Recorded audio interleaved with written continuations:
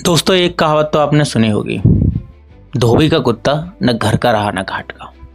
और यह कहावत फिट बैठती है जूनागढ़ के आखिरी नवाब महावत अली खान पर, जो कि एक तरफ तो देश आज़ाद हो रहा था, दूसरी तरफ जूनागढ़ के महाराज रातों रात अपना पूरा खजाना एक हवाई जहाज में भरते हैं। और कुछ पालतू कुत्ते, हाँ, उन्हें कुत्तों पालने का बहुत शौक था और एक दो नहीं हजारों कुत्ता पाला करते। और हालांकि कुत्ते अपने हवाई जहाज में बैठा लिए, लेकिन बीवी को आखिरी समय पर जूनागढ़ में ही छोड़ गए और पूरा खजाना भर के पाकिस्तान के लिए, कराची के लिए रवाना हो गए। और आज उनकी पाकिस्तान में ये हालत है, जो उनकी आखिरी जनरेशन है उसे वादा तो किया गया था कि मंथली कुछ ना कुछ अमाउंट दिया जाएगा गुजर बसर करने के लिए। उन्हें ना तो वहाँ की राजनीति में जगह मिली और ना ही वहाँ की जनता ने कभी स्वीकारा। आज उनकी ये हालत है कि उनके परपोते या फिर उससे अगली लास्ट जनरेशन खुद मीडिया में आकर यह कहती है कि अगर हम भारत में शामिल ना होते तो ज़्यादा अच्छा रहता। कहानी थोड़ी इंटरेस्टिंग है, तो क्यों ना शुरू से शुरू करें। तो सन था 1947, भारत आज़ाद होने को था। जूनागढ़, हैदराबाद और कश्मीर, जिनको बलपूर्वक शामिल तो कर लिया गया, लेकिन तीनों के कुछ अलग अलग किस्से हैं। उन्हीं किस्सों में से है एक जूनागढ़ के महाराज का किस्सा। जूनागढ़ के महाराज ने पहले तो हाँ कर दिया शामिल होने के लिए, लेकिन फिर उनके दीवान शाहनवाज भुट्टो के कहने पर उन्होंने मना कर दिया।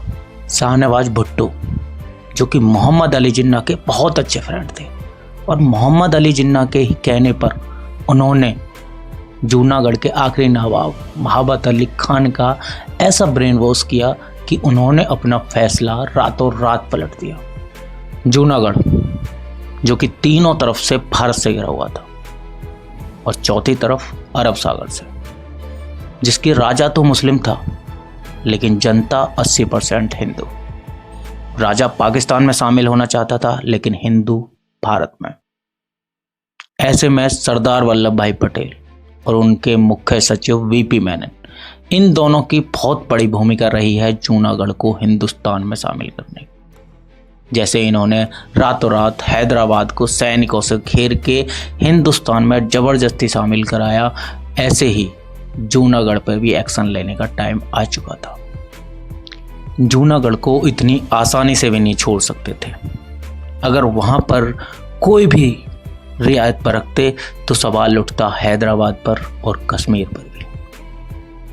और जिन्ना खुलकर जूनागढ़ के सपोर्ट में सामने नहीं आ सकते थे, क्योंकि उनसे पहले ही तय हो चुका था कि जिसकी सीमा लगती हो या फिर जिसकी संख्या 80 से 90% मुस्लिमों की हो, उस रियासत को आप शामिल कर सकते हो, वो भी राजा के कहने पर या फिर नवाब के कहने पर। कश्मीर में जूनागढ़ का बिल्कुल उल्टा था। कश्मीर में 80% मुस्लिम थे लेकिन राजा हिंदू।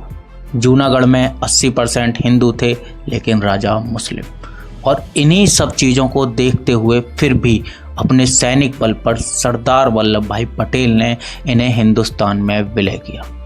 तीनों रियासतों को राजा के ना मानने पर भी उन्हें अपने हिंदुस्तान में विलय करना, इसीलिए सरदार वल्लभ भाई पटेल जी को लौह पुरुष के नाम से जाना जाता है। और रही बात जूनागढ़ की, तब जूनागढ़ के महाराज, जूनागढ़ के नवाब महावत अली खान ने भारत में मिलने से साफ इनकार कर दिया मोहम्मद अली जिन्ना और उनके शाहनवाज भुट्टो के कहने पर। फिर सरदार वल्लभ भाई पटेल और उनके सचिव वीपी मेनन ने रातों रात अपने सैनिकों से जूनागढ़ को तीनों तरफ से घेर लिया और अपनी सियासत को घिरता देख राजा वहाँ से रातों रात, जैसे मैंने स्टार्टिंग में भी बताया, रातों रात अपना सारा खजाना हवाई जहाज में भरा और कराची के लिए रवाना हो गए। और अपने साथ में 500, 1000 या फिर उससे अधिक कुत्ते भी लेकर। हाँ, जैसे मैंने कुत्ते का ही बताया था, कुत्ते पालने का बहुत शौक था, एक दो नहीं 1000। वो कुत्तों का शादी भी कराया करते थे, उनका फंक्शन भी कराया करते थे। और जब वो देश से, जब वो जूनागढ़ के छोड़ के पाकिस्तान को भाग रहे थे, तब अपनी बीवी को यहीं छोड़ गए थे। और जैसे कि मोहम्मद अली जिन्ना उन्होंने तय तो किया था कि आप हमारे पाकिस्तान में आ जाइए, पाकिस्तान में शामिल आ जाइए, आपको मासिक बड़ी धनराशि दी जाएगी जिससे कि आप आराम से अपनी ज़िंदगी जी सकते हैं। लेकिन हुआ उसका उल्टा। महाराज पाकिस्तान तो पहुंच गए, उनका खजाना भी पाकिस्तान में जमा हो गया, लेकिन आज उनकी पीढ़ी दर पीढ़ी 2-3 पीढ़ी तक ना तो उनको कोई राजनीति में जगह मिली और ना ही इतनी अच्छी धनराशि जो कि आज के टाइम में वो अच्छे से जी सकें, अच्छे से अपने शौक पूरे कर सकें। जैसा कि एक वीडियो भी आया था जो कि महावत खान के लास्ट जनरेशन से थे। उन्होंने मीडिया में कहा भी था कि हम इससे तो अच्छा भारत में विलय हो जाते, पाकिस्तान ना आते तो ज़्यादा अच्छा था। आज हमें इतनी धनराशि मिल रही है कि हमें सही से गुजर बसर भी नहीं कर पा रहे। और इधर जो कि उनके दीवान थे शाहनवाज भुट्टो, उनकी तीसरी पीढ़ी प्रधानमंत्री रह चुकी, पहले राष्ट्रपति फिर प्रधानमंत्री। शाहनवाज भुट्टो के पुत्र प्रधानमंत्री और राष्ट्रपति दोनों रह चुके हैं।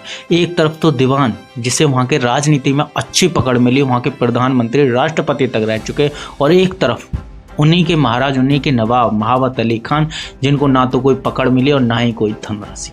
आज वो जीवन यापन करने के लिए भी बड़ी मुश्किल से गुजारा बसर कर रहे हैं। यह थी पूरी कहानी। दोस्तों, इसीलिए कहते हैं जिंदगी के कुछ फैसले सोच समझ के लेने चाहिए ताकि बाद में पछताना पड़े। तो कैसा लगा आपको ये जूनागढ़ के महाराज का किस्सा? अगर ऐसा कोई और किस्सा जानना चाहते हो तो कमेंट में ज़रूर बताना। मिलते हैं नेक्स्ट वीडियो में। जय हिंद दोस्तों।